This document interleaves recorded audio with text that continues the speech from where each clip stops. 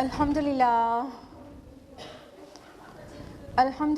وحدہ والصلاة والسلام علی من لا نبی بعدہ واعوذ باللہ من الشیطان الرجیم بسم اللہ الرحمن الرحیم شہر رمضان الذی انزل فیہ القرآن ھدی للناس وبینات من الھدی والفرقان بسم اللہ الرحمن الرحیم رب اشرح لی صدری ویسر لی امری واحلل عقدۃ من لسانی یفقہوا قولی۔ میرے عزیز سامعات، درس قرآن مجید میں آپ سب کا تہہ دل سے خیر مقدم ہے۔ السلام علیکم ورحمۃ اللہ وبرکاتہ۔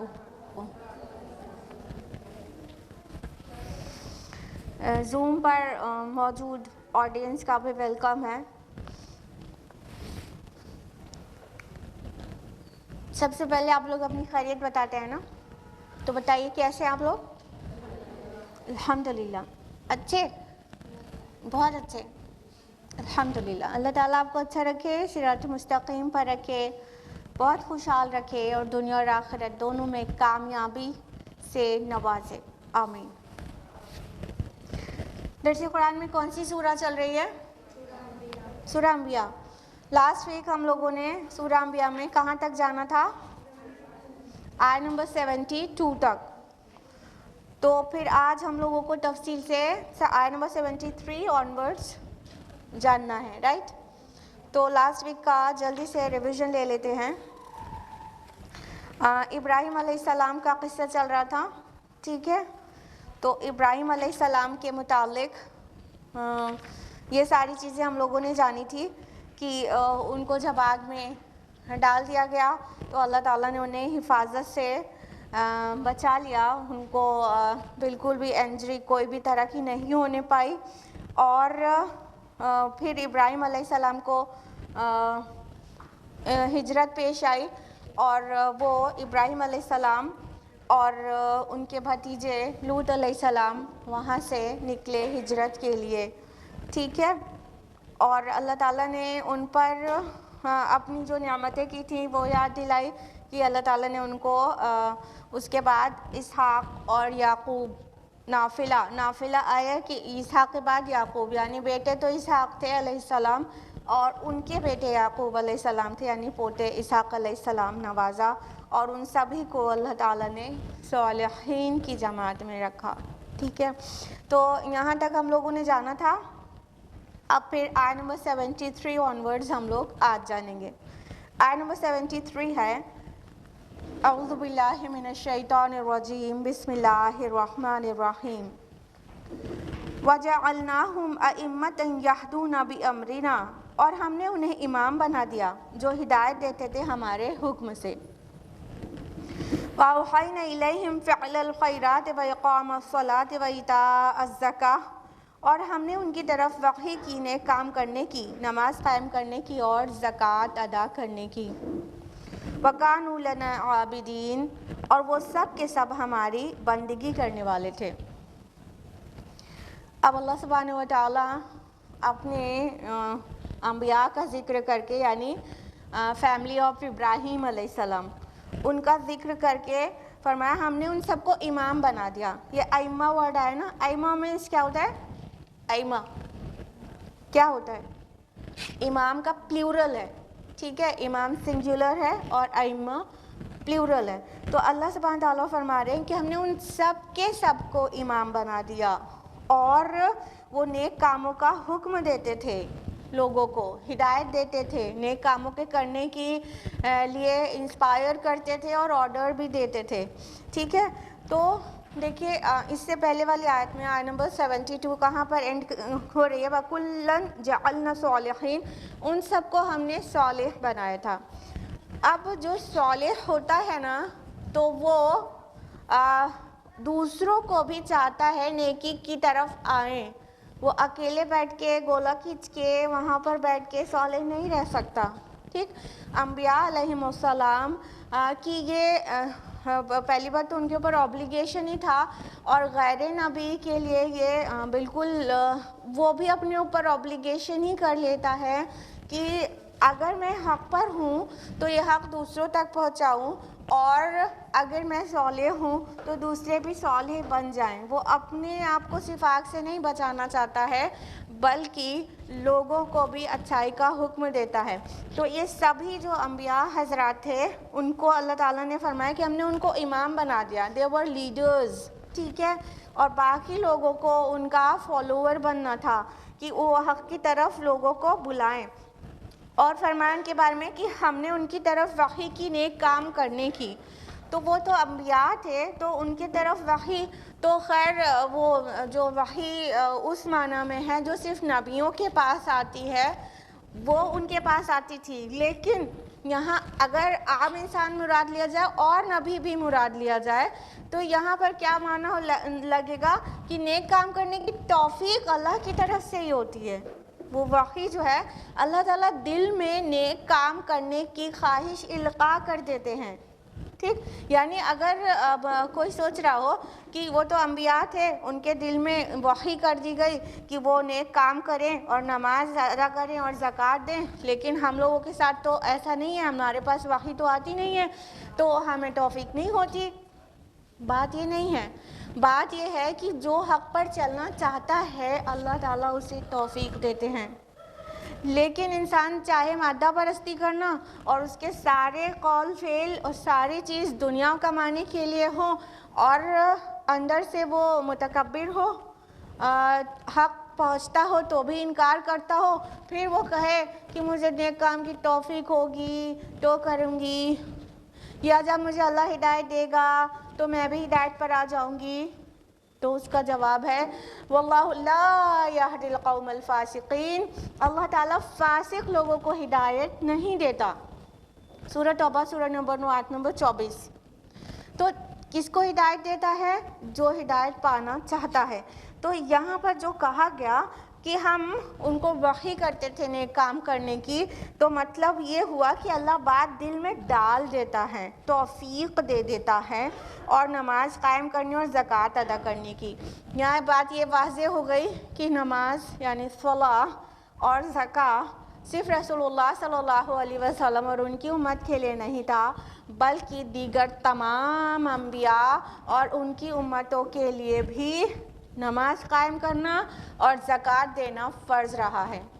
اب ظاہر بات ہے کہ وہ اس کی صورت الگ ہوگی، ہم نمازوں میں قرآن پڑھا کرتے ہیں تو دیگر اہل کتاب نمازوں میں اپنی کتابوں کا ریسیٹیشن کرتے تھے اور ان کی طریقہ سم تھنگ ڈفرینٹ ہو سکتا ہے، لیکن رکوع سجود سب کی نمازوں میں تھا اور شریعت الگ الگ تھی لیکن کچھ بنیادی چیزیں سب کے لیے تھیں، ٹھیک۔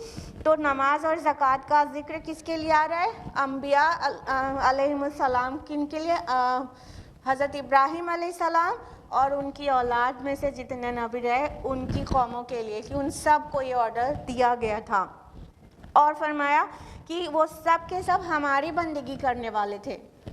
یعنی یہ انبیاء علیہ السلام جو اس سے پہلے ذکر ہوئے تو یہ سب کے سب اللہ کے بندے تھے، یہاں پر واضح کر دیا گیا۔ اب سوچئے یہ سورہ نازل ہو رہی ہے مکہ میں اور اہل مکہ اور اہل عرب کلیم کر رہے ہیں کہ ہم ابراہیم علیہ السلام کے دین پر ہیں، تو بتا دیا گیا کہ دیکھیے ابراہیم علیہ السلام کا دین یہ تھا کہ وہ سب کے سب نبی ہونے کے باوجود اللہ کی عبادت کرتے تھے اور وہ شرک کرنے والے نہیں تھے۔ دوسری بات یہ کہ اتنے گریٹ ہونے کے بعد بھی وہ اپنی عبادت کروانے کے لیے نہیں بلاتے تھے کسی کو، وہ خود بندے تھے، شرک کا ایک شائبہ بھی نہیں تھا۔ کسی کے گریٹ پرسنالٹی ہونے سے وہ عبادت کے لائق نہیں ہو جاتا، ٹھیک ہے۔ یہ مطلب اور مذاہب میں ہوگا کہ کسی کو چڑھایا جائے گا تو اتنا چڑھا دیا جائے گا کہ میں تو آپ کی پوجا کرتا ہوں، ایسے تھوڑی ہوتا ہے۔ کوئی کتنا بھی انسانوں میں کوئی کتنا بھی اونچا ہو جائے لیکن عبادت کے لائق تھوڑی ہو جاتا ہے۔ تو یہ تمام انبیاء جو کہ نبوت اور رسالت دنیا کا سب سے بڑا عہدہ ہوتا ہے، اس عہدے پر فائز ہونے کے باوجود بھی اللہ کے بندے تھے، وہ اللہ ہی کی عبادت کرتے تھے۔ آیت نمبر 74 ہے وَلُوطًا آتَيْنَاهُ حُکْمًا وَعِلْمًا، اور لوط کو ہم نے حکم اور علم عطا فرمایا. وَنَجَّيْنَاهُ مِنَ الْقَرْيَةِ الَّتِي كَانَتْ تَعْمَلُ الْخَبَائِثَ، اور ہم نے اسے نجات دی اس بستی سے جو گندے کام کرتی تھی. إِنَّهُمْ كَانُوا قَوْمَ سَوْءٍ فَاسِقِينَ، یقیناً وہ نہایت برے اور نافرمان لوگوں کی قوم تھی. اب آپ کو ہم نے بتایا تھا لاسٹ ویک کہ لوط علیہ السلام ابراہیم علیہ السلام کے بھتیجے تھے اور انہوں نے ساتھ میں ہجرت کی تھی. تو یہاں پر ابراہیم علیہ السلام اور ان کی اولاد کے تذکرے کے بعد لوط علیہ السلام کا ذکر آ رہا ہے کہ ہم نے لوط کو بھی حکم اور علم عطا کیا تھا. اب آپ لوگ ہم کو بتائیں گے کہ یہاں پر حکم اور علم سے کیا مراد ہے. جلدی جلدی بتائیے. حکم سے کیا مطلب ہے؟ کیا سمجھ رہے ہیں آپ؟ حکم عطا کیا تھا، بتائیے. یہ اللہ کے ساتھ شرک نہیں کرنے کے لیے، کسی کو شریک نہیں کرنے کے لیے. اللہ ایک ہے، اس کا حکم مطلب ہم سب پہ حکم عطا کیا تھا، حکم دینے کے لیے نہیں، حکم عطا کیا تھا. دیکھیں حکم لفظ ہا کاف میم سے ہے. اس کے حکمت کے بھی ہوتے ہیں اور اس کے معنی جب نبیوں کے لیے آئے تو نبوت کے بھی ہوتے ہیں. ٹھیک ہے، تو حکمت ورڈ بھی ہا کاف میم یہی روٹ لیٹرز سے بنا ہوا ہے. ٹھیک، تو اللہ تعالیٰ نے فرمایا کہ لوط علیہ السلام کو انہوں نے حکمت بھی دی تھی اور نبوت بھی دی تھی اور سمجھ دی تھی. ٹھیک، اور یہاں پر علم سے جو مراد ہے، ایک تو علم الوحی ہے اور دوسرا علم یہاں پر مراد ہے فہم سے، دین کا فہم، اور ساتھ میں کہہ سکتے ہیں انگلش میں کمپریہنشن، انڈرسٹینڈنگ، چیزوں کی سمجھ. اور یہ بہت بڑی دولت ہے. جس کو حکمت عطا کر دی گئی اور فہم عطا کر دیا گیا اس کو خیر کثیر عطا کر دیا گیا. تو اللہ تعالیٰ لوط علیہ السلام کے متعلق فرما رہے کہ ہم نے ان کو حکم اور علم عطا کیا تھا، حکمت بھی، قوت فیصلہ بھی اور نبوت بھی.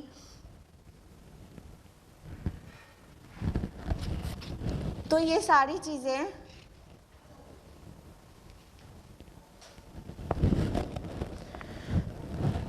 اللہ تعالیٰ نے عطا کیا تھا. یعنی کہ حکم بامانہ حکمت، بامانہ نبوت اور بامانہ قوت فیصلہ. انسان کے اندر قوت فیصلہ ہو تو وہ کتنا اچھا لیڈر تبھی بن سکتا ہے، ادروائز وہ لیڈر تو بن ہی نہیں سکتا. اور ایک عام انسان بھی اس کو ٹائم ٹو ٹائم چیزوں میں فیصلہ کرنے کا موقع آتا رہتا ہے. تو یہ جو قوت فیصلہ ہے کہ چیزوں کو جج کر پانا اور صحیح ججمنٹ دینا، چاہے وہ اپنے خود کے لیے ہی ہو. ہم ایسی سچویشنز میں خود بہت بار آتے رہتے ہیں کہ یہ کروں کہ یہ کروں نا. تو یہ جو قوت فیصلہ ہے یہ بھی بہت بڑی نعمت ہے. تو یہ اللہ تعالیٰ نے فرمایا کہ لوط علیہ السلام کو عطا کیا تھا اور فرمایا ہم نے اسے نجات دی تھی اس بستی سے جو گندے کام کرتی تھی. کون سی بستی کا ذکر ہو رہا ہے سمجھ لیجئے؟ سدوم اور عامورہ کی بستیوں کی طرف لوط علیہ السلام اپوائنٹ کیے گئے تھے. ٹھیک ہے، تو سدوم کی بستی سے اللہ تعالیٰ نے انہیں نجات دی. کون سے برے عمل کرتے تھے قوم لوط؟ بتائیے. Homo sexuality. ٹھیک ہے، لواطت. تو یہ ان کے ون اینڈ اونلی سن نہیں تھا، یہ سب سے بڑا گندا گھنونا ان کا گناہ تھا. اس کے علاوہ اس قوم میں اور بھی کئی بری عادتیں تھیں. وہ راستوں میں بیٹھا کرتے تھے اور راہگیروں کو تنگ کیا کرتے تھے اور رہزنی کرتے تھے، جو راستوں سے گزرتے تھے ان کے مال لوٹ لیتے تھے. اور اس کے علاوہ وہ مجلس میں برے کام کرتے تھے. یعنی کہ ایک تو ہوتا ہے گناہ کا کام کرنا، برے کام، بے حیائی کا کام کرنا، یہ ایک گناہ ہوا. لیکن اس گناہ کو مجلس میں کیا جائے، سب کے سامنے کیا جائے، بے شرمی کے ساتھ کیا جائے، تو کیا ہوتا ہے کہ گناہ کی پبلسٹی ہو جاتی ہے، پھر دوسروں کو بھی اس گناہ میں لگنے کا چانس بڑھ جاتا ہے. تو یہ مجلس میں اوپنلی گناہ کمٹ کیا کرتے تھے. تو یہ ساری چیزیں ہیں قرآن مجید نے جو بیان کیے ان کے برے کاموں میں. تو کہا کہ وہ بہت بے حیائی اور برے کام کیا کرتی تھی ادر دین لباطت، ہومو سیکشوالٹی. یہ بھی کہا گیا قرآن مجید میں کہ ہوموسیکشوالٹی جو انہوں نے جو گندی کام کیے ہیں اس سے پہلے کبھی کسی نے نہیں کیے، جس سے اندازہ یہ ہوتا ہے کہ سب سے پہلی بار ہوموسیکشول قوم لوط ہی تھی، پھر اس کے بعد اب تو کیا کہنے، اگر آپ کو پتہ ہو کتنی ہی کنٹریز ایسی ہیں جہاں ہوموسیکشوالٹی کو لیگلائز کر دیا گیا ہے، کتنی ہی کنٹریز ایسی ہیں جہاں پارشلی لیگلائزڈ ہے۔ تو اب تو مطلب 21 سینچری میں جینے کا مطلب ہوتا ہے کہ ایک سے بڑھ کر ایک بے حیائی کے کاموں کو اپنے اوپر جائز کر لینا اور اس کا جسٹیفیکیشن دینا اور اس کو لیگل بنا دینا، اور یہ فریڈم کہلاتا ہے۔ لوط علیہ السلام کی قوم نے غالباً بگن کیا تھا، اور اب تو ہوموسیکشولز کو کچھ بری نظر گری نگاہ سے بھی نہ دیکھو، ٹھیک ہے وہ بھی ہوموسیکشولز ہیں، ٹھیک ہے فائن۔ تو یہ اب اس قوم سے فائنلی یہاں تک پہنچ گئی ہے انسانیت کہ وہ ہوموسیکشوالٹی کو اس نے لیگلائز کرا لیا اپنے اپنے کورٹ آف لا میں۔ فرمایا وہ نہایت نافرمان قوم تھی، تو یہ فلدی چیزیں کرنے کے علاوہ وہ اپنے رسول کی نافرمانی کر رہی تھی۔ رسول ان کو اس گندے کام سے روک رہے تھے لوط علیہ السلام، لیکن وہ ان کی نافرمانی کر رہی تھی، تو وہ اتنی فاسق اور نافرمان اور ناہنجار قوم تھی کہ پھر ان پر اللہ تعالیٰ کا عذاب بھی آپ کو پتہ ہے، ٹرپل پنشمنٹ ملی تھی ان کو، ٹرپل پنشمنٹ۔ اللہ تعالیٰ اتنا ناراض تھے۔ آج ہم سوچتے رہتے ہیں کہ ہماری دعائیں قبول کیوں نہیں ہوتی، آج ہم کہتے رہتے ہیں کہ اتنی مصیبتیں دنیا پہ کیوں نازل ہو رہی ہیں، یہ کووڈ-19 اور یہ انسانوں کا قتل عام اتنا کچھ کیوں کر ہو رہا ہے۔ تو دیکھ لیجئے کہ پہلے جب گناہ اور برائی کے کام کھل کر ہونے لگتے تھے تو کتنا بڑا عذاب آ جاتا تھا، چونکہ ان کے درمیان میں رسول موجود تھے۔ تو رسول جب کسی قوم کو دعوت دیتے ہیں، رسول نبی کی بات نہیں کر رہے، رسول جب کسی قوم کو کسی بات پر دعوت دیتے ہیں اور وہ قوم نہیں مانتی اور نافرمانی پر آمادہ رہتی ہے، تو اللہ تعالیٰ رسول کو وہاں سے نکال لے جاتا ہے اور اس قوم کو تباہ اور برباد کر دیتا ہے، نسیم منسیہ کر دیتا ہے۔ تو لوط علیہ السلام رسول ہیں، انہوں نے اپنی قوم کو گندے اور فلدی تھنگس سے روکا، لیکن وہ نہیں مانی، اس قوم کو نیست و نابود کر دیا گیا۔ سدوم اور عمورہ کی بستیاں بالکل تباہ کر دی گئیں، آج وہاں پر ڈیڈ سی ہے، جو بھی چاہے دیکھ لے جا کر کہ مطلب یہاں پر وہ قوم وہ بستی آباد تھی، اور اس کی ڈیٹیلز تو آپ کو پتہ ہی ہوگا کہ وہاں پر بستیاں پلٹی ہوئی پائی گئی ہیں ڈیڈ سی کے اندر، ٹھیک ہے۔ تو یہ تھا۔ اب آج ہم جو اس سے ریلیٹ کریں کہ ہماری دعائیں کوئی کیوں قبول نہیں ہو رہی، اتنے مصائب کیوں آ رہے ہیں، ہمارے درمیان رسول نہیں ہے اس لیے ہم کو مٹا نہیں دیا جا رہا ہے اتنے گناہ کرنے کے بعد بھی۔ تو یہ چھوٹی کہنا چاہیے، اس کے سامنے چھوٹی ہی پنشمنٹ ہوئی، اس کے سامنے مطلب ان کی بستی کو پلٹ دیا گیا اور پتھروں کی بارش ہوئی اور ہلا ڈلا دیے گئے بالکل زلزلے سے اور چنگھاڑ سے، تو اتنی چیزیں ان کے ساتھ ہوئیں، لیکن چونکہ رسول بنفس نفیس انہیں دعوت دے رہا تھا تو ان کی پنشمنٹ یہ تھی کہ ان کو تو مٹا ہی دیا گیا، فنش کر دیا گیا۔ آج رسول موجود نہیں ہے بنفس نفیس، لیکن اس کی تعلیمات ہیں اور اللہ کی کتاب ہے۔ آج بھی چیزیں ہو رہی ہیں تو اتنی بڑی پنشمنٹ تو یقیناً نہیں آ رہی ہے کیونکہ رسول درمیان میں نہیں ہے، لیکن وہ چیزیں تو ہوں گی نا کہ کبھی کوئی بیماری اتنا پھیل گئی تو کبھی کوئی رولر اتنا ٹائرنٹ آ گیا کہ کرش کر رہا ہے، تو یہ سب چیزیں بھی نہیں ہوں گی کیا؟ اگر اس سے ابھرنا ہے تو اجتماعی توبہ کرنی ہوگی، اجتماعی توبہ۔ اللہ تعالیٰ کو منا لے تو پھر اللہ تعالیٰ کی رحمت سایہ کرے گی اور یہ روز روز کی مصائب سے امید ہے کہ انسان کو نجات مل جائے۔ تو سارے کارنامے تو انسان کرنا چاہتا ہے، پھر کہتا ہے ہماری دعائیں قبول نہیں ہوتی، اور پھر کہتا ہے کہ اتنی مصیبت کیوں گھیرے رہتی ہے، چاہے وہ فیملی لیول پر ہو اور چاہے وہ سوشل لیول پر ہو۔ تو اگر اسے مطلب اپنے کو بچانا ہے تو اجتماعی توبہ درکار ہے اور برے روش کو چھوڑنا درکار ہے، جس کو ہم لیگلائز کر بیٹھے ہیں۔ آیت نمبر 75 ہے وَأَدْخَلْنَاهُ فِي رَحْمَتِنَا إِنَّهُ مِنَ الصَّالِحِينَ، اور لوط کو ہم نے اپنی رحمت میں داخل کیا اور وہ ہمارے صالح بندوں میں سے تھا۔ تو لوط علیہ السلام کے متعلق اللہ تعالیٰ نے فرمایا آگے کہ ہم نے اس کو اپنی رحمت میں داخل کیا، یعنی ان کی وہ قوم جو ان کی بات نہیں مان رہی تھی، پیرش تو وہ کر دیے گئے نا، مٹا تو وہ دیے گئے، نسیہ منسیہ وہ کر دیے گئے، لیکن لوط علیہ السلام کو اللہ تعالیٰ نے اس بستی سے نکال لیا اور ان پر اپنی رحمت کا فیضان کیا، اور یہ بھی کہا کہ وہ ہمارے صالح بندوں میں سے تھا۔ ہم نے آپ کو کبھی کبھی بتایا ہے کہ کس طرح سے بائبل میں انبیاء علیہم السلام کے شخصیت پر داغ لگائے گئے ہیں، جس کو قرآن دھوتا ہے۔ لوط علیہ السلام کے متعلق ایسی بات لکھی ہے کہ ہم مینشن نہیں کریں گے یہاں پر۔ قرآن مجید نے آ کے ان کے کردار اور ان کی شخصیت، ان کے پاک بازی کو واضح کیا۔ قرآن کو یہ کہنے کی ضرورت پڑی انہو من الصالحین، وہ نیکوکار بندوں میں سے تھے۔ قرآن نے انبیاء علیہم السلام کی جو کردار اور جو ان کے اوصاف پیش کیے ہیں، اس سے پتہ چلتا ہے کہ وہ کتنے پاک باز اور کس کردار و اخلاق اور اطوار کے مالک تھے، ورنہ تو یہ جو کتابیں جس میں ایڈلٹریشن ہو چکا ہے، ان کتابوں نے تو انبیاء علیہ السلام کے اوپر اتنے بڑے بڑے بہتان لگا دیے کہ مطلب انسانیت تو کنفیوز ہی ہو کے رہ جائے۔ جب اللہ کا رسول بھی ایسی چیزیں کر سکتا ہے تو پھر باقی کے لیے تو پھر گرانٹیڈ ہو ہی گیا نا۔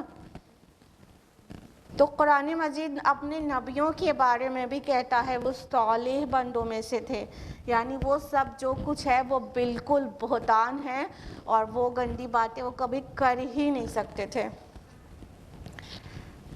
آیت نمبر 76، یہاں تک ابراہیم علیہ السلام اور لوط علیہ السلام کا تذکرہ فنش ہوا۔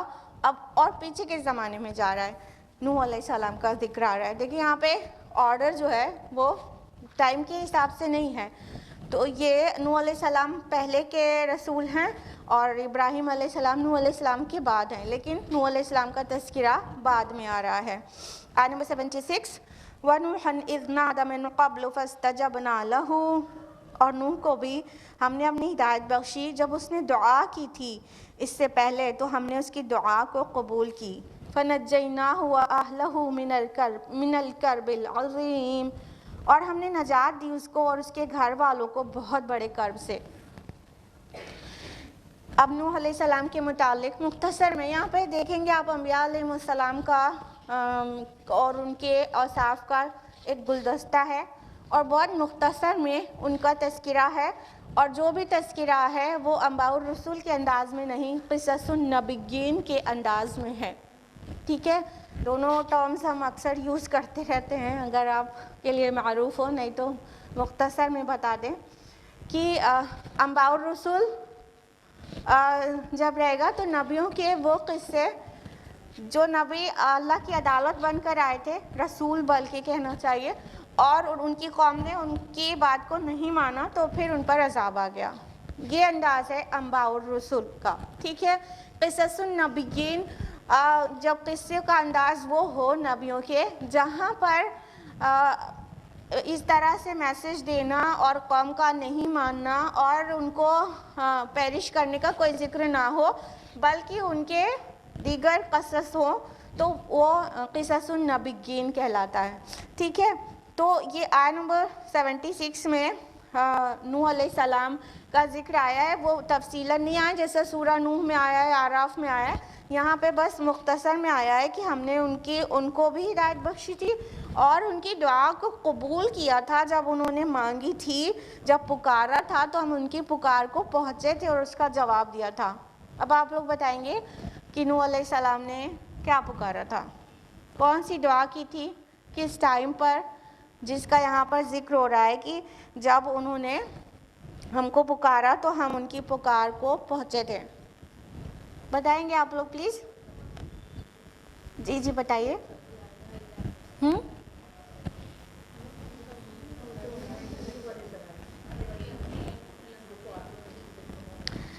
سورہ قمر سورہ نمبر 54 آیت نمبر 10 میں ہے کہ فدعا ربہ انی مغلوب فانتصر, کہ انہوں نے دعا کی کہ اے میرے رب میں مغلوب ہو گیا ہوں بس آپ میری مدد کیجئے. یعنی قوم نے جب ان کو ستایا کتنے سال تک ستایا؟ 950 سال تک, اور نہیں مان کر دے رہے تھے اور بہت طرح سے ان کو پرسیکیوٹ کر رہے تھے, ایک طرح سے مینٹلی ٹارچر کر رہے تھے. تو انہوں نے دعا کیا کہ اے رب میں مغلوب ہو گیا ہوں بس آپ میری مدد کیجئے. ایک یہ ان کی استغاثہ درج ہے جو ہم نے آپ کو بتایا سورہ قمر کی آیت نمبر 10 میں, اور ایک استغاثہ آپ کو پتہ ہے سورہ نوح سورہ نمبر 71 آیت نمبر 26 میں رب لا تذر علی الارض من الکافرین دیارا. وہ اس قدر ان سے پریشان ہو چکے تھے کہ انہوں نے یہ دعا کر لی کہ اے رب اب کسی بھی کافر کو زمین پر چلتا پھرتا بستا نہ چھوڑ. سوچئے, اندازہ لگائیے, یوزولی نبی اپنی قوم کے لیے رحمت ہی ہوتا ہے, اور وہ یوزولی اپنی قوم کے لیے کبھی دعا نہیں کرتا.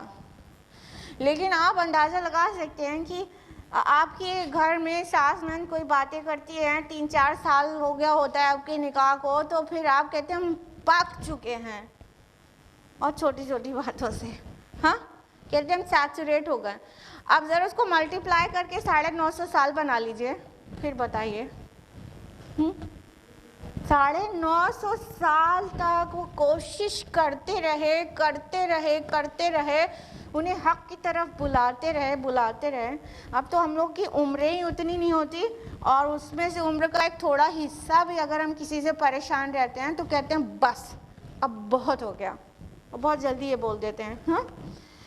نوح علیہ السلام 950 سال تک ان کو بلاتے رہے حق کی طرف, نہیں مانے, اور صرف نہیں ماننا ہی نہیں, تکذیب کرنا, پریشان کرنا, تمسخر کرنا, اور جو لوگ ایمان لے آئے تھے ان کا مذاق اڑانا, تانے دینا, اور نہ جانے کیا کیا.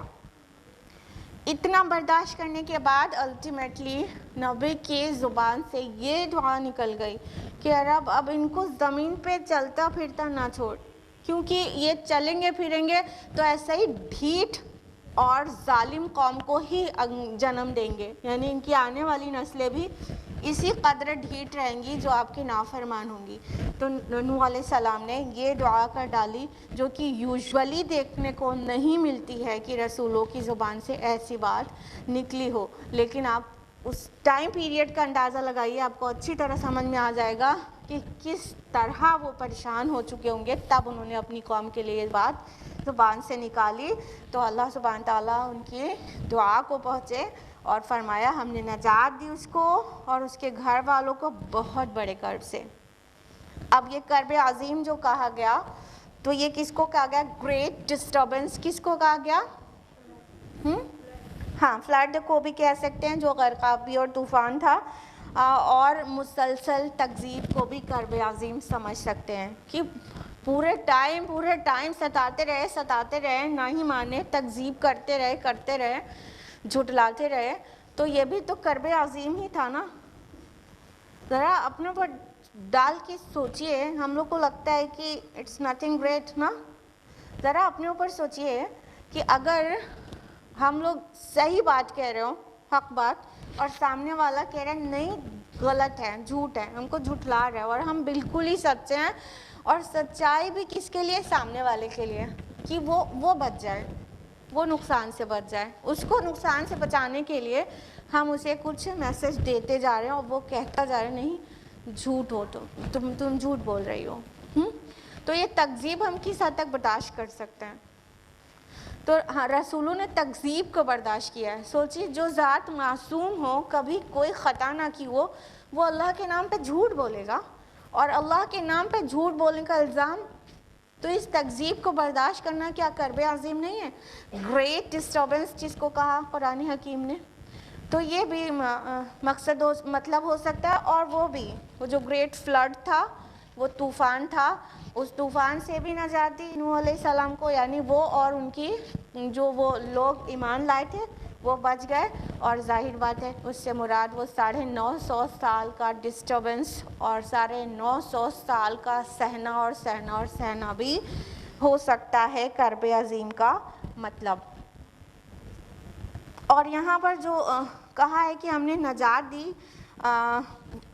فَنَجَّيْنَاهُ وَأَهْلَهُ، ان کے اہل کو، تو یہ اہل کون ہے؟ ایگزیکٹلی، ماشاء اللہ، اللہ تعالیٰ آپ لوگ کے علم اور عقل میں مزید اضافہ کرے۔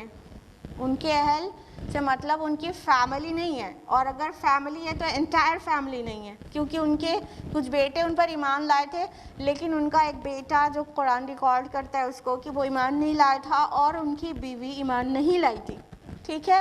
تو یہ فیملی، یہ اہل سے مراد ان کی وہ فیملی نہیں ہے، ان اہل سے مراد وہ ایمان والے لوگ ہیں، مومنین ہیں، اہل دین ہیں۔ تفسیر کبیر میں امام رازی کہتے ہیں کہ یہ کیا ہے؟ اہل دین ہے، دین کے لوگ ہیں، اور قرطبی کہتے ہیں کہ یہ مومنین ہیں، ٹھیک ہے؟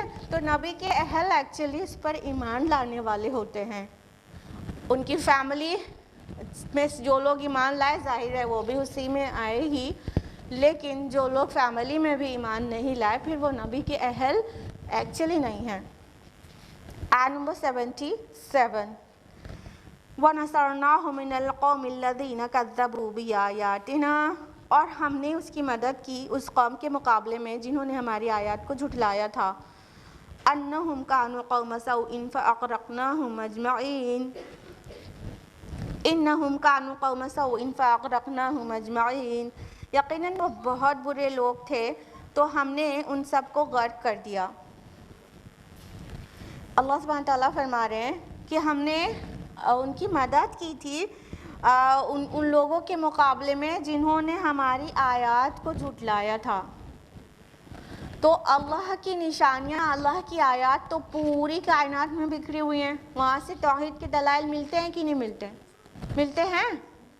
آپ لوگ غور اور کرتے ہیں کہ نہیں؟ سفر کرتے ہیں تو یا تو پھر صبح ہوتی ہے تو چڑیاں چہچہاتی ہیں، تو یا اراؤنڈ کچھ بھی دیکھتے ہیں، اسپیشلی کچھ خاص سینز دیکھتے ہیں جو روز روز دیکھنے کو نہیں ملتے، اس وقت غور اور کرتے ہیں کہ نہیں؟ اللہ تعالیٰ کا یہ حق بنتا ہے کہ نہیں کہ ہم اس کی کریشن میں غور کریں؟ اور اللہ تعالیٰ ہم کو قرآن مجید میں بار بار اس چیز کو انکریج کرتا ہے کہ نہیں کہ ہم غور کریں، ٹھیک؟ تو اگر ہم اللہ تعالیٰ کی آیات میں غور و فکر کریں گے جو کہ ہمارے نفوس کے اندر بھی ہیں اور جو کہ پورے ہورائزن میں بکھری ہوئی ہیں، تو بھی توحید کے دلائل پا لیں گے نا۔ تو اللہ تعالیٰ کی طرف جب کوئی اللہ کا نبی، اللہ کا بندہ بلائے تو اس کی تکذیب کرنا تو اللہ تعالیٰ کی ساری آیات کو جھٹلا دینا ہو گیا نا، اللہ کی ساری نشانیوں کو جھٹلا دیا نا، کیونکہ وہ جو جس چیز کی دعوت دے رہا تھا اس چیز کو ویریفائی پوری کائنات مل کے کر رہی تھی، اس چیز کو کنفرم کر رہی تھی جو رسول جس طرف بلا رہا تھا۔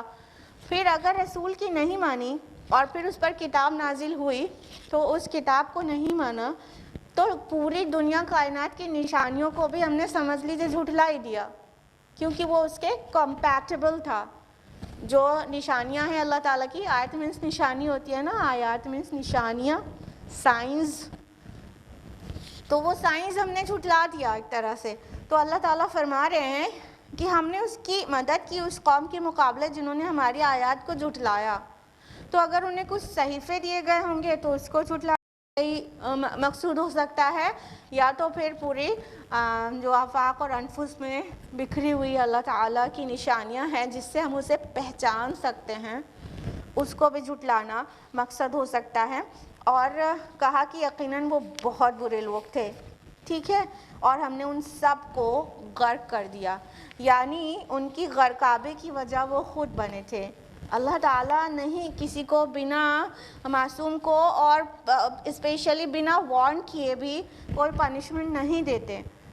اللہ تعالیٰ پنشمنٹ تبھی دیتے ہیں جب ان کے درمیان کوئی نہ کوئی وارنر آ چکا ہوتا ہے, اور نبی کی یہ پوزیشن ہوتی ہے کہ وہ گائیڈ بھی ہوتا ہے اور وارنر بھی ہوتا ہے, وہ خوشخبری سنانے والا بھی ہوتا ہے اور وہ آگاہ کرنے والا ہوتا ہے. بشیر اور نذیر یہ انبیاء علیہم السلام کی اوصاف ہیں. تو ان کو گائیڈ کیا گیا لیکن اور ان کو وارن بھی کیا گیا, نہیں مانو گے تو اللہ کا عذاب آ جائے گا, اور جس طرح کا عذاب آیا ایگزیکٹلی وہی بات بھی بتا دی گئی تھی کہ مطلب ایک طوفان آ جائے گا اور سب کی سب ڈوب جاؤ گے, مگر نہیں مان کر دیا. تو اللہ تعالیٰ نے فرمایا کہ پھر ہم نے ان سب کو غرق کر دیا. آپ سبھی کو پتہ ہے قوم نوح کے بارے میں تمام لوگوں کو پتہ ہے, نہ صرف مسلمانوں کو, جیوز کرسچنز کو, نہ صرف جیوز کرسچنز کو بلکہ پوری دنیا کو یہ بات پتہ ہے, کیونکہ نوح علیہ السلام بہت اینشنٹ پروفٹ تھے. اور اس کے بعد چاہے آسمانی کتابوں میں ایسے وہ چیز لی جائے یا ایون لوگوں کی زبان سے یہ بات ٹرانسمٹ ہوتی رہی تھی جنریشن ٹو جنریشن کہ ایک بہت بڑا طوفان آیا تھا جس میں سب کچھ ڈوب گیا تھا. تو چاہے مطلب مسلمز ہو یا اہل کتاب ہوں یا نہ بھی ہوں, یہ تینوں ریلیشن کے لوگ نہ بھی ہوں, باقی لوگوں کو بھی پتہ ہے. اور یہ جیولوجی اور ہمارے جو سائنس کے ڈفرینٹ برانچز ہیں وہ بھی اس بات کو کنفرم کرتی ہیں کہ ایک مڈل ایسٹ میں ایک لوکل فلڈ آیا تھا. It was a local flood, یہ مت سمجھے پوری دنیا ڈوب گئی تھی, لاجیکلی بھی فٹ نہیں ہوتا. بائبل میں ہے کہ یہ یونیورسل فلڈ تھی لیکن قرآن ایسا اس کو کنفرم نہیں کرتا, لوکل فلڈ تھی وہ. اور لوکل فلڈ مطلب وہ جو مڈل ایسٹ کا پورا ایریا ہے وہ پورا غرقاب ہو گیا تھا. تو وہ ایریا جہاں پر نوح علیہ السلام اور ان کی قوم آباد تھی وہ پورا اراؤنڈ کا ایریا پورا غرق ہو گیا تھا. تو یہ تمام لوگوں کو اس بات کے بارے میں پتہ ہے. تو ایسی چیزیں پتہ رہیں تو اس سے نصیحت حاصل کرنی چاہیے یا تو بس کہانی بنا کے سن لینا چاہیے. جب اللہ تعالیٰ قوم نوح کو غرق کرنے پر قادر ہے تو ہم اور آپ اس کی نافرمانی کریں تو ہمیں بھی کسی پنشمنٹ میں کیا پکڑ لینے پر قادر نہیں ہے؟ بالکل ہے. اور آتی ہی رہتی ہے چیزیں, لیکن ہم اس نظر سے نہیں دیکھتے کہ اللہ کی طرف سے عذاب ہے. ہماری نظریں بدل گئی ہیں. ہم اگر الہ آباد میں کوئی فلڈ آ جاتا ہے چھوٹا سا تو ہم پکنک اسپاٹ بنا کے وہاں گھومنے چلے جاتے ہیں دیکھنے کے لیے. یہ ہماری نظریں بدل گئی ہیں. ہم کو عبرت کی نظر سے دیکھنا چاہیے. کوئی بھی ڈیزاسٹر ہو, کلیمٹی کوئی بھی آ جائے تو ہم عبرت کی نظر سے اس کو دیکھیں اور اس سے لیسن لیں اور اللہ اور رسول کی نافرمانی کرنا چھوڑیں, بلکہ یہ اس نظر سے دیکھتے ہی نہیں, چلے جاتے ہیں پکنک اسپاٹ بنا کے وہاں گھوم کے آتے ہیں. کہاں جا رہے ہو بھائی؟ ارے وہ باہر دیکھنے جا رہے ہیں, چلو گی. یہ اللہ تعالیٰ ہدایت دے. آیت نمبر 78. داؤد و سلیمان اذ یحکمان فی الحرث اذ نفشت فیہ غنم القوم. اور داؤد اور سلیمان کو بھی جب وہ ایک کھیتی کے بارے میں فیصلہ کر رہے تھے جب اس میں گھس گئی تھیں کچھ لوگوں کی بکریاں. وَكُنَّ لِحُكْمِهِمْ شَاهِدِينَ. اور ہم ان کے فیصلے کے وقت وہاں موجود تھے.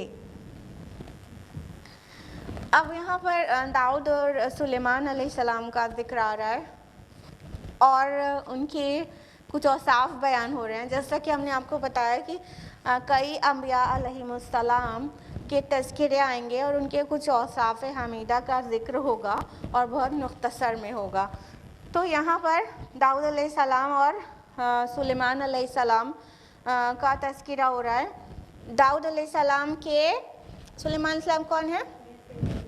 بے شک ایگزیکٹلی داؤد علیہ السلام کے بیٹے ہیں سلیمان علیہ السلام. تو داؤد علیہ السلام کنگ تھے اور وہاں پر سلیمان علیہ السلام پرنس کی حیثیت سے موجود تھے اور ایک مقدمہ آ گیا. کون سا مقدمہ؟ کہ کہا جا رہا ہے کہ جب اس میں کچھ لوگوں کی ایک کھیتی کے بارے میں، ایک کراپ کے بارے میں آیا تھا ورڈکٹ لینے کے لیے کوئی پرسن. وہ کیا تھا کہ کسی کے کھیت میں کسی دوسرے کی بکریاں گھس گئی تھیں اور پوری فصل کو برباد کر دیا تھا. آپ کو پتہ ہے نا، جب آپ کا گیٹ کھلا رہ جاتا ہے تو آپ کا جو چھوٹا موٹا سا بھی گارڈن ہوتا ہے اس میں جو لال پیلے پھول کھلے ہوتے ہیں، بکری کو تو اتنا ذوق ہے نہیں کہ وہ سوچے کہ یہ پھول ہے، یہ جو ہے لطف لینے کے لیے ہوتا ہے، سونگھنے کے لیے اور سجانے کے لیے ہوتا ہے. وہ آتی ہے، اس کو کھانا شروع کر دیتی ہے نا، تو کتنی تیزی سے کھا ڈالتی ہے، پھر آپ کا پورا گارڈن خراب ہو جاتا ہے. مطلب اگر آپ 1 منٹ کے لیے بھی ایک گوٹ یا شیپ کو چھوڑ دیں اپنے گارڈن میں تو آپ کا گارڈن 1 منٹ میں 60 سیکنڈ میں غارت ہو جانے والا ہے. اب کسی کی پورے بکری کا ریوڑ گھس گیا ہو کھیت میں تو کھیت کا کیا حال کرے گی؟ ہاں، ان کو تو بس کھانے سے مطلب، ان کو نہیں پتا نا کہ ہمارے اور آپ کی طرح سمجھدار نہیں ہے نا کہ اس کو کتنی محنت سے اس کو سینچا گیا ہے اور فصل ہے اور کسی کی اکانومی پورے سال کی اس پہ ڈپینڈ کرتی ہے، وہ تو پورا کھا جائے گی. تو یہ ہوا تھا کہ کسی کا بکری کا پورا ریوڑ کھیت میں گھس گیا تھا اور اس میں سب پوری کھیتی کو برباد ہی کر دیا تھا. اتنی محنت سے کھیتی اگائی جاتی ہے. یہاں پر جو ورڈ آ رہا ہے وہ کیا آ رہا ہے؟ نفشت. نفشت لفظ آیا ہے جو کہ نفشت سے ہے. اس کا مطلب ہوتا ہے کہ رات میں کہیں جا پڑنا، حملہ کر دینا، گھس جانا. ٹھیک ہے، خصوصاً رات میں. تو ایسا معلوم ہوتا ہے، اس کا تذکرہ بائبل میں نہیں ہے. تو ایسا معلوم ہوتا ہے کہ کوئی بکری کا جو ریوڑ تھا اس کا کوئی ڈور اوپن رہ گیا ہوگا، یا تو وہ جو شیفرڈ ہوگا وہ سو گیا ہوگا، یا تو شیفرڈ کیئرلیسلی سمجھ نہیں پایا ہوگا اور وہ اوپن ہو گئی ہوگی اور وہ نکل کر دوسرے کے کھیت میں پوری کی پوری جا گھسی. تو پھر کیا ہوا کہ وہ ظاہر بات ہے وہ کھا جائے گی اور پورا برباد کر دے گی. تو جس کا کھیت برباد ہوا تھا، چونکہ وہ سفر کر رہا تھا، اس کا بہت بڑا مالی نقصان ہو گیا تھا، محنت کا بھی مال کا بھی. تو وہ کنگ کے پاس، داؤد علیہ السلام کے پاس اپنا ورڈکٹ لینے آتا ہے کہ مجھے انصاف چاہیے اور میرے ساتھ یہ کچھ ہو گیا ہے، یعنی فلاں شخص کی بکریاں پوری آ کر میرے کھیت کو ڈیمیج کر گئی ہیں. کیونکہ جب ڈائریکٹ کلیم کیا ہوگا تو اس کو تو کنسیڈر نہیں کیا ہوگا سامنے والے نے کہ مجھے پتہ تھوڑی تھا میری بکریاں تمہارے کھیت میں چلی گئی ہیں، یہی تو کہا ہوگا. تو سامنے سے تو کوئی بھی اس کو ان کے نقصان کا کلیم جو ہے وہ بھرپائی کرنے کے لیے تیار نہیں ہوگا. تو ظاہر ہے پھر انسان حاکم کے پاس جاتا ہے فیصلہ لینے کے لیے کہ میرے ساتھ یہ ہو، یعنی کیس کر دیتا ہے. تو ابھی چاہے وہ کیس کرنے کا طریقہ وہ تو تھا نہیں جو ابھی ہے جوڈیشری میں، تو وہ ان کے بادشاہ کے سامنے سنوائی ہوتی ہوگی. تو بہرحال داؤد علیہ السلام کے سامنے وہ شخص آیا اور اپنے فیصلہ مانگنے لگا کہ ہمارے درمیان فیصلہ کر دیجئے. آیت نمبر 79. فَفَهَّمْنَاهَا سُلَيْمَانَ، تو ہم نے فہم عطا کر دیا اس کے فیصلے کا سلیمان کو. وَكُلًّا آتَيْنَا حُكْمًا وَعِلْمًا، اور ہر ایک کو ہم نے حکم اور علم عطا کیا تھا. وَسَخَّرْنَا مَعَ دَاوُدَ الْجِبَالَ يُسَبِّحْنَ وَالطَّيْرَ، اور ہم نے مسخر کر دیا تھا داؤد کے ساتھ پہاڑوں کو جو تسبیح کرتے تھے اور پرندوں کو بھی. وَكُنَّا فَاعِلِينَ، اور یہ سب کچھ کرنے والے ہم ہی تھے. جب داؤد علیہ السلام کے پاس فیصلے کے لیے کیس آیا تھا تو داؤد علیہ السلام نے جو تحقیقات کی تو پتہ چلا کہ بکری کی جو مالیت تھی وہی کھیت کا جو کراپس تھا وہ کلٹیویٹ ہوتی تو اس کی مالیت بھی آلموسٹ برابر کی تھی. ٹھیک، تو انہوں نے داؤد علیہ السلام نے فیصلہ یہ دیا تھا کہ یہ جو بکری والا ہے اس کی ساری بکریاں یہ جو کھیتی والا ہے اس کو دے دیا جائے، کیونکہ اس کے کراپ کا نقصان جو ہوا ہے وہ آلموسٹ سیم ہے، جتنے کی کراپ تھی اتنے ہی کی وہ شیپ تھی پورا۔ تو یہ فیصلہ داؤد علیہ السلام نے دے دیا تھا، اور سلیمان علیہ السلام ایز اے پرنس وہاں پر موجود تھے۔ کہنے کا مطلب وہ ان کے بیٹے تھے تو وہاں پر وہ کم عمر تھے، مطلب وہ اس وقت بہت میچور اور بہت بڑی عمر کے نہیں تھے، لیکن کم عمر کے تھے، لیکن اللہ تعالیٰ فرما رہے ہیں کہ ہم نے اس کا فہم سلیمان کو دے دیا۔ یعنی داؤد علیہ السلام کا جو فیصلہ تھا وہ بھی حق بجانب تھا، وہ فیصلہ حق پر تھا کہ ٹھیک ہے اس کا کمپنسیشن یہی ہو سکتا ہے کہ جس کی جانوروں سے نقصان ہوا ہے آلموسٹ اتنا ہی اس کو دے دیا جائے۔ تو اس کے پاس بکریاں تھیں تو بکریاں دے دیا جائے، اس کے پاس کھیتی نہ ہو کہ جو بکری والا تھا۔ تو بہرحال یہ فیصلہ انہوں نے سنا دیا تھا۔ پھر کیا ہوا کہ سلیمان علیہ السلام نے اس فیصلے کے اوپر ایک فیصلہ سنا دیا جو اس سے بہت بہتر تھا۔ سلیمان علیہ السلام کا کیا فیصلہ تھا بتائیے؟ بکریاں مطلب جو کھیت والے کے پاس ہے کہ وہ دودھ مطلب بیچ کے پیسہ نکالیں گے، اور جو بکریاں جن کی تھی وہ کھیت ان کو مطلب پھر وہاں پہ کھیتی پھر سے کریں گے۔ بہت اچھا، جزاک اللہ خیر، ماشاء اللہ، بارک اللہ فی، اللہ تعالیٰ آپ کے علم اور فہم میں اضافہ کرے۔ سلیمان علیہ السلام نے ورڈکٹ یہ دیا کہ یہ مستقل طور پر بکری شیفرڈ سے لے کر، یا مطلب وہ بکری کے مالک سے ایکچولی اس سے لے کر کھیت والے کو دے دیا جائے، مستقل طور پر نہ ہو، یہ ٹیمپریرلی ہو، یعنی کہ جب تک اس کا ڈیمیج پورا نہیں ہو جاتا تب تک یہ بکریاں پوری کراپ والے کو دے دیا جائے، کھیت والے کو، اور وہ اس کے دودھ سے، وول سے فائدہ اٹھاتا رہے۔ اور جو بکریوں کا مالک ہے وہ پھر سے کھیت میں محنت کرے اور اس کی کراپ پھر سے تیار کر کے دے جیسی تھی۔ تو جب وہ پوری کراپ ویسی تیار ہو جائے گی تو وہ کراپ واپس اس کھیت والے کو دے دیا جائے، اور اس کی بکریاں جو بکری والے کی تھی اس کی بکریاں اس کو واپس دے دیا جائے۔ تو یہ اور اچھا فیصلہ تھا، یہ اور وائز ورڈکٹ تھا کہ مستقل طور پہ دے دیا جاتا تو پھر اس کو بھی آئندہ کی اپنی انکم کا پرابلم ہوتی، فائنینشیل پرابلم ہوتی، اور ادھر اس کی پرابلم یہی تھی نا کھیت والے کی کہ اس کی جو محنت تھی اور اس کا جو پورا مطلب اس سے جو کلٹیویٹ کر کے اسے ارننگ ہونے والی تھی اس کا نقصان ہوا تھا۔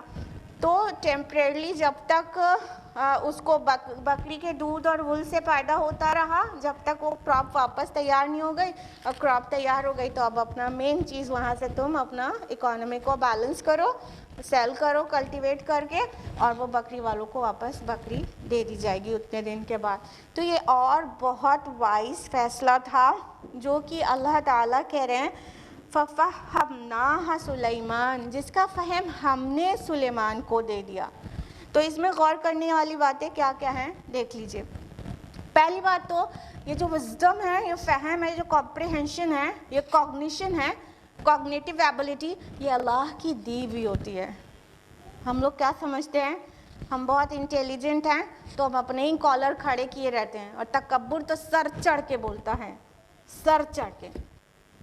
جس کے پاس عقل تھوڑی کم ہوتی ہے اس کو ہم خاطر میں بھی نہیں لاتے ہیں۔ تو یہ ہمارا کوگنیشن، یہ کمپریہنشن، یہ انڈرسٹینڈنگ، یہ چیزوں کو سمجھنے اور فہم کی صلاحیت یہ اللہ تعالیٰ کی عطا کردہ ہوتی ہے۔ سلیمان علیہ السلام کے متعلق اللہ تعالیٰ نے کیا کہا؟ فَفَهَّمْنَاهَا، ہم نے اس کو فہم دے دیا۔ ٹھیک ہے، یہ نہیں کہا وہ اتنا سمجھدار تھا۔ تو جب سلیمان علیہ السلام کو کی طرف منسوب نہیں کیا گیا ان کی سمجھ کو، تو ہماری سمجھ کو ہم اپنی طرف منسوب کیسے کر لیتے ہیں؟ کیسے؟ جو ہے اس پر اللہ کا شکر کرنا چاہیے۔ اس کے علاوہ بھی بہت ساری باتیں یہاں پر واضح ہوتی ہیں۔ مطلب فقہاء نے جو اس سے پوائنٹس نکالے ہیں اس کو بھی سمجھ لیجئے۔ ایک بات تو اجتہاد کے متعلق سمجھ لیجئے۔ اجتہاد کے متعلق یہ حدیث ہم آپ کو پہلے بھی ایک دو بار کئی بار سنا چکے ہیں۔ صحیح بخاری کی حدیث ہے، عمرو بن عاص رضی اللہ عنہ راوی ہیں کہ اللہ کے رسول صلی اللہ علیہ وسلم فرماتے ہیں کہ کہ اگر کوئی مجتہد اجتہاد کرے گا یعنی سچویشن میں فیصلہ کرنا، ٹھیک ہے، جس کا شریعت سے کوئی سیدھا وہ نہ مل پا رہا ہو ایویڈنس، ٹھیک، اپنی سمجھ سے اپنے انٹلیکٹ کو استعمال کر کے فیصلہ کیا جائے، تو یہ اجتہاد کہلاتا ہے، یہ آپ لوگ کو کئی بار بتاتے رہتے ہیں۔ تو کوئی مجتہد فیصلہ کوشش کر کے حق پر جانب فیصلہ کرے گا تو اسے 2 نیکی ملے گی، ڈبل اجر، ٹھیک ہے۔ کوئی مجتہد اپنی کوشش کر کے فیصلہ دے گا لیکن وہ حق نہیں ہوگا تو بھی 1 نیکی ملے گی، گناہ نہیں ملے گا، ٹھیک ہے۔ تو اجتہاد وہ عمل ہے کہ حق کا فیصلہ ہوا تو بھی 2 نیکی، اور فیصلہ حق نہیں ہوا چونکہ اجتہاد تھا، شریعت سے اس کا کوئی ایویڈنس نہیں مل رہا تھا، جو بات شریعت میں مل جا رہی ہے وہ نہیں کہ اب منمانی سے فیصلے کریں گے، کلیئر ہے نا اجتہاد کا مطلب۔ تو اگر فیصلہ غلط بھی ہو گیا تو بھی مجتہد کو 1 نیکی ضرور ملے گی، اس نے کوشش کی تھی بٹ الٹیمیٹلی وہ پہنچ نہیں پایا، اس نے اپنی فہم لگایا تھا، تو مجتہد کے لیے تو یہ ہے۔ اس کے علاوہ ابو داؤد اور ابن ماجہ کی حدیث ہے جس میں اللہ کے نبی صلی اللہ علیہ وسلم فرماتے ہیں قاضی 3 طرح کے ہوتے ہیں، ایک قاضی جنت میں جائے گا اور 2 جہنمی ہیں، ٹھیک۔ جنت میں جانے والے قاضی کا جو وصف بتایا گیا کہ وہ یہ کہ جب حق واضح ہو جائے تو حق کے مطابق فیصلہ دے۔ قاضی کا مطلب جج ہوتا ہے، ہم لوگ کے دماغ میں قاضی کی الگ پکچر ہے، جج کی الگ پکچر ہے، قاضی مطلب جج، ٹھیک ہے۔ تو جب قاضی یعنی جج پر حق واضح ہو جائے تو حق کے مطابق فیصلہ دے، یہ جنتی قاضی ہے، ٹھیک۔ ایک قاضی وہ ہوتا ہے جس پر حق واضح ہو جائے لیکن فیصلہ حق کے مطابق نہ دے، یہ کہاں جائے گا؟ جہنمی قاضی ہے۔ تیسرا بھی قاضی ہوتا ہے جو وہ بھی جہنمی ہے کہ بغیر علم و فہم کے فیصلہ کرنے بیٹھ جائے، علم نہیں ہے اور فیصلہ کرنے کے لیے بیٹھ گئے، وہ بھی جہنمی قاضی ہے۔ ہر کام کا ایکسپرٹ ہوتا ہے، تو فیصلہ کرنا ہو تو اس کا علم بھی تو ہونا چاہیے، جب شریعت کا علم ہی نہیں ہے تو فیصلہ کیا خاک صحیح کر پائیں گے؟ اور جاہلوں کے ہاتھ میں جب باغ ڈور چلی جاتی ہے ملت کی، یا وہ جج بن جاتے، قاضی بن جاتے ہیں، تو پھر آپ کو پتہ ہے بیڑا غرق ہو جاتا ہے ملت کا نا، تو وہ قاضی بھی جہنمی ہے۔ یہ 3 طرح کے قاضی ہیں، علی حدیث یاد کر لیجئے، حق واضح ہو جائے تو حق کے مطابق فیصلہ دے، وہ جج جنتی ہے، باقی 2 ہیں جو وہ جہنمی ہیں، حق واضح ہونے کے بعد حق کے خلاف فیصلہ دے اور علم ہونے بغیر فیصلہ کرنے بیٹھ جائے، تو یہ دونوں جہنمی قاضی ہیں۔ اس کے علاوہ اس آیت سے فقہا نے اور کیا کیا چیز اخذ کی ہے اس کو بھی سمجھ لیجئے۔ اس آیت سے کیا پتہ چل رہا ہے کہ اظہار حق میں کوئی شرم اور ادب اور لحاظ نہیں ہونا چاہیے۔ اب دیکھیے سچویشن میں جائیے کہ داؤد علیہ السلام نبی ہیں، ٹھیک ہے، بڑے ہیں، والد ہیں، بادشاہ ہیں، اتنی ساری ان کی پوزیشن ہے، اور سلیمان علیہ السلام ان سے چھوٹے ہیں، ابھی وہ بادشاہ بھی نہیں ہیں، عمر میں چھوٹے ہیں، بیٹے ہیں ان کے، ٹھیک، لیکن انہوں نے ایک فیصلہ دیا، وہ بھی حق تھا، یہ ہم نے آپ کو بتایا نا، اجتہاد جب کیا جائے تو اگر حق نہ بھی ہو تو بھی نیکی ملتی ہے، حالانکہ وہ فیصلہ بھی بالکل ہی حق تھا۔ اب یہ ڈیپینڈ کرتا ہے کہ کس کا کوگنیشن لیول کتنا زیادہ ہے تو وہ کتنا بہتر فیصلہ کر سکتا ہے، ٹھیک۔ تو داؤد علیہ السلام کا فیصلہ بھی حق تھا، لیکن اس سے بہتر ان سے چھوٹے ان کے بیٹے کے دماغ میں اللہ نے ڈالا تو انہوں نے بولا، تو اس سے کیا پتہ چلا؟ حق بات میں ادب، لحاظ، شرم کی، عمر کی لحاظ کرنے کی ضرورت نہیں ہے، کہ ہے نہیں ہے نا۔ ہمارے یہاں تو بچے بولنے لگے، اگر ماں کو سکھانے لگے کہ تم اب ہوش میں ہو، الٹی گنگا بہا رہے ہو، بچپن سے تمہیں انگلی پکڑ کے چلنا ہم نے سکھایا، آج تم چلے ہو ہم کو سکھانے، جبکہ ایسا نہیں ہے۔ ان کی زبانیں بند نہیں کریں, حق پر اگر وہ ہوں تو ان کی سننا چاہیے اور ان کی بات کو اوپر رکھنا چاہیے. الٹیمیٹلی فیصلہ کس کا نافذ ہوا؟ سلیمان علیہ السلام کا, جو نہ ہی بادشاہ تھے اور موسٹ پروبیبلی نہ ہی تب تک نبی تھے. ٹھیک ہے, وہ تو چھوٹے تھے. تو ایک بات یہ واضح ہوتی ہے. دوسری بات یہ کہ جو حق ہے, جو فیصلہ ہے, اگر چھوٹا ہے, بڑا ہے یا کوئی اور ہے, قاضی کے علاوہ کئی بار اسے وہ پوائنٹ کو واضح کرنا واجب ہوگا, لیکن کئی بار مستحب ہوگا. سچویشن سے سمجھ میں آ جائے گا, آپ کو پوائنٹ سمجھ میں آ گیا ہوگا. اگر ایک دم غلط فیصلہ ہونے جا رہا ہے, اس سے کسی کے اوپر ظلم ہو جائے گا اور کوئی معصوم کو بہت بڑی سزا مل جائے گی, اور کسی کو حق پتہ ہے لیکن اس کی پوزیشن نہیں ہے, چھوٹا ہے یا جو بھی ہے, پوزیشن میں نہیں ہے, عمر میں کم ہے, جو بھی ہے, لیکن اگر اس سے کسی کو سزائے موت ملنے والی ہے اور اس کو پتہ ہے سچویشن, اب اس کے بتانے سے سچویشن بدل جائے گی اور فیصلے پر نظر ثانی کی جائے گی, تو وہ سچویشن میں تو واجب ہو گیا نا بتانا. اور اگر فیصلے کا کم اچھا اور زیادہ اچھا ہونے کا ہے تو ظاہر بات ہے مستحب ہوا, یہ انڈرسٹوڈ ہے. ٹھیک ہے, تو it depends on the situation کہ یہ کب واجب ہو جائے گا حق کو ریویل کرنا اور کب مستحب رہ جائے گا. ٹھیک ہے. تیسری بات یہ سمجھ میں آئی کہ ایک قاضی کا فیصلہ دوسرے قاضی کے فیصلے کو منسوخ کر سکتا ہے.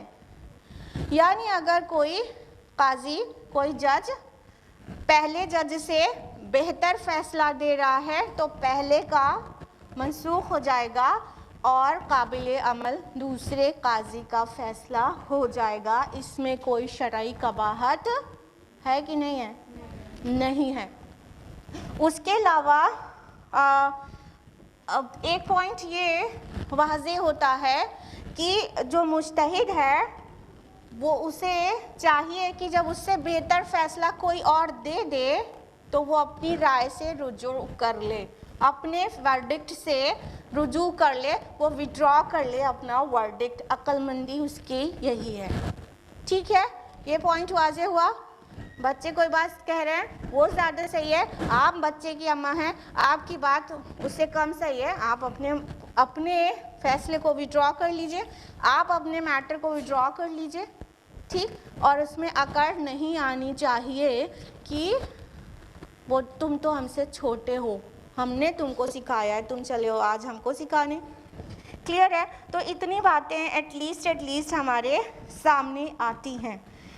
اسی آیت میں ہم لوگوں نے جانا کہ اللہ تعالیٰ نے سلیمان علیہ السلام کو نوازا تھا, عقل, فہم, دانش, کوگنیشن, کمپریہنشن جس کو کہتے ہیں, اس سے نوازا تھا اور علم عطا کیا تھا, اور فرمایا کہ ہم نے مسخر کر دیا تھا داؤد کے ساتھ پہاڑوں کو جو تسبیح کرتے تھے اور پرندوں کو بھی.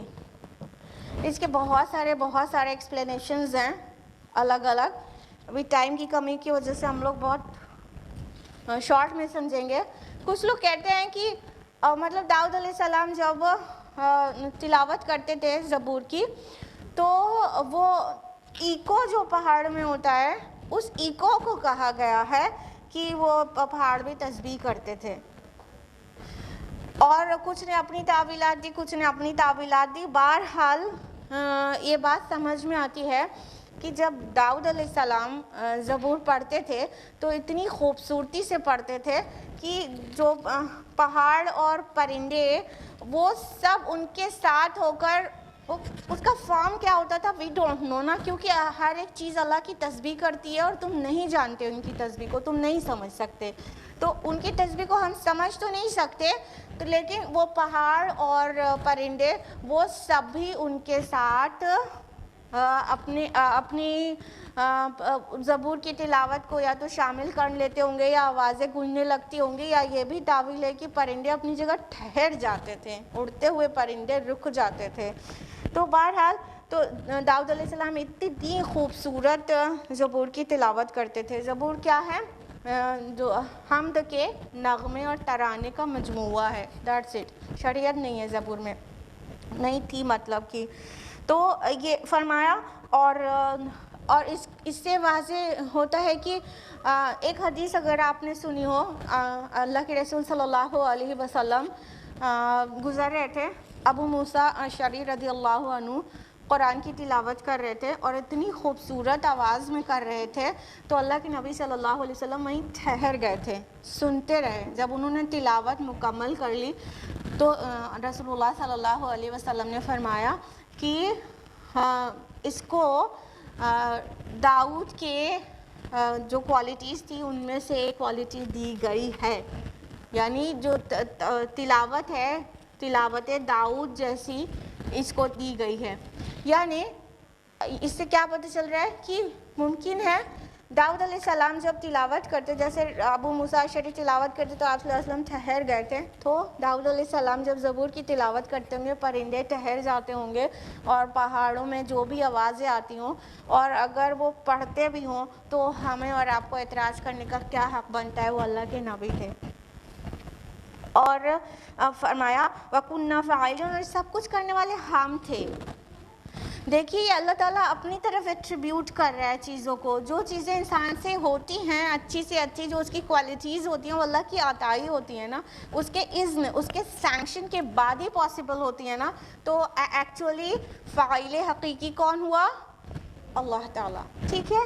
تو ایکچول ڈوئر اللہ تعالیٰ ہے، جو کوالٹیز یا جو بھی ایٹریبیوٹس یا جو بھی ٹریٹس اللہ تعالیٰ انسانوں میں دے دیتے ہیں وہ اللہ تعالیٰ کی عطائی ہوتی ہے۔ تو فرمایا یہ سب کچھ کرنے والے ہم تھے۔ آج ہم لوگ یہیں پر رکیں گے، آیت نمبر 79 پر، آیت نمبر 80 آنورڈز انشاءاللہ ہم لوگ نیکسٹ ویک جانیں گے۔ آج کے لیے اتنا ہی۔ اللہ تعالیٰ سے دعا ہے کہ ہم سبھی کو قرآن مجید کا بہتر فہم نصیب کرے، اور اللہ تعالیٰ اس کتاب کے ذریعے ہماری دنیا اور آخرت دونوں سنوار دے، اور اس کو اسپریڈ کرنے کی ہمیں توفیق دے تاکہ باقیوں کو بھی اللہ تعالیٰ آگ سے بچا لے۔ آمین۔ وآخر دعوانا الحمدللہ رب العالمین، والسلام علیکم ورحمۃ اللہ وبرکاتہ۔